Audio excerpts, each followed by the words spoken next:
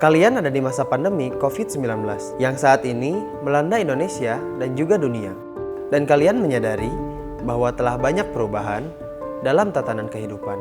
Sadarkah kalian dari keterbatasan aktivitas yang terjadi saat ini?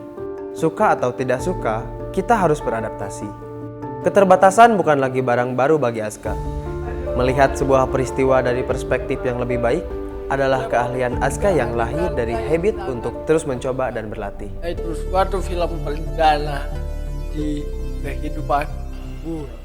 Aska Zufar Hanif, seorang siswa SMK dan juga konten kreator yang kalau saya lihat cukup rajin untuk mengupload karya-karyanya ke Instagram. Dan tidak hanya berupa video, namun juga ada beberapa 3D modeling dan juga desain. Singkat cerita, beberapa waktu yang lalu, saya berkesempatan untuk berbincang-bincang dengan Aska melalui aplikasi Zoom. Assalamualaikum Aska, halo. Oke, waalaikumsalam, halo juga. Halo. Kenalin teman-teman semua.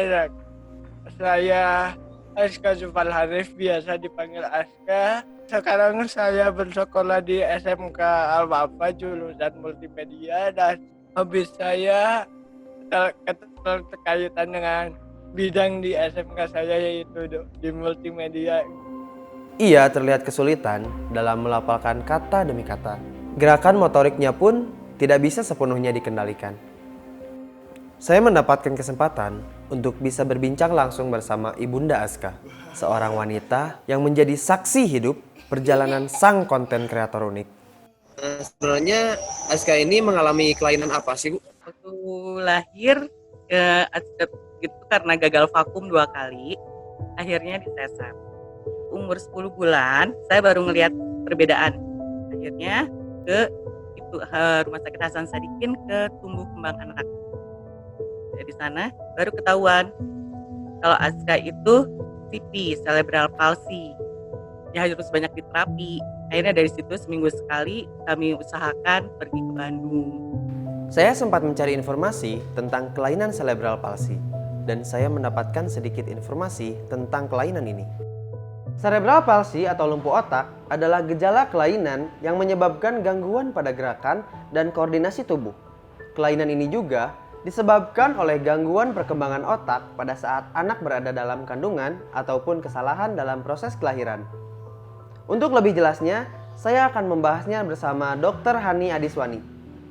Dalam kedokteran, maka ini disebut cerebral palsy atau lumpuhan motorik di daerah. Cerebral palsy ini, apakah ada kemungkinan sembuh total nih, Dok? Kalau dibilang sembuh total, tidak, karena ini kelainan yang diadakan. Tapi otak ini tuh bisa dilatih. Jadi otak itu makin kita latih, katanya seperti pisau, makin diasah akan makin tajam. Waktu dia SD, dia pernah bercita-cita jadi pemain sepak bola. Padahal pada saat itu bahkan Aska sendiri jalannya belum lancar. Saya sebagai tantenya pas mendengar, saya sedih sebetulnya. Tuhan, itu luar biasa.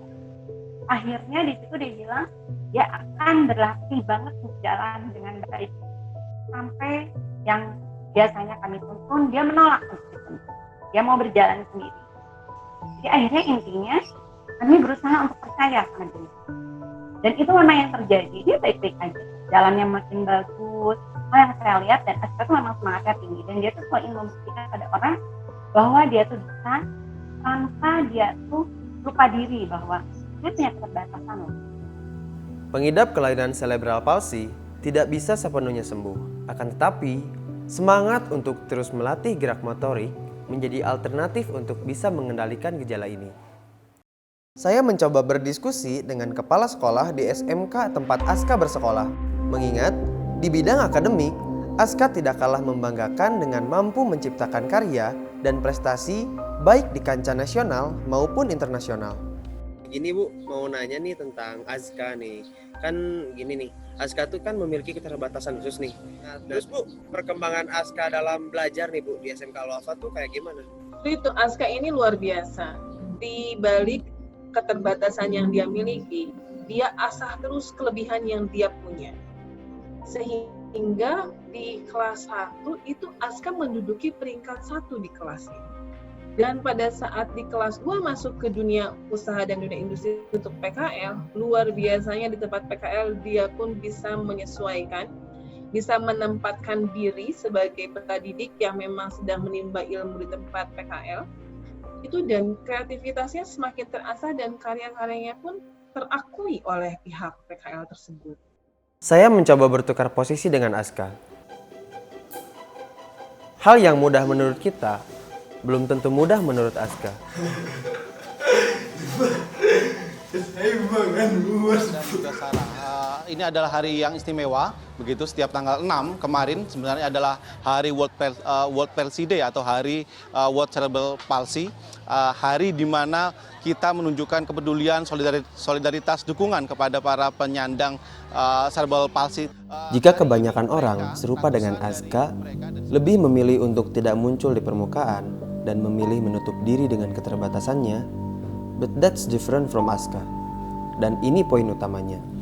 Untuk apa sih kita mengeluh gitu? Kita hanya dari manusia, hanya dari makhluk ciptaan Tuhan, dan kita mencoba memaksimalkan apa yang kita bisa dan apa yang ada.